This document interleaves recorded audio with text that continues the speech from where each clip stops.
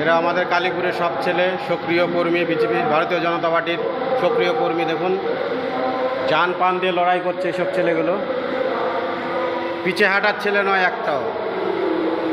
দেখে নেন ড্রেসগুলো, দেখে নেন।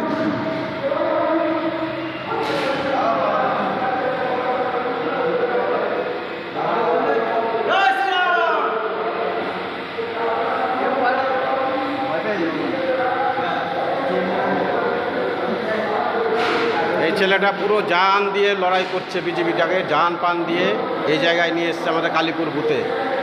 এই ছেলেটাও দেখুন, প্রত্যেকটা ছেলে সক্রিয় আমাদের ভারতীয় জনতা পার্টির সক্রিয় কর্মী। নে আমারটা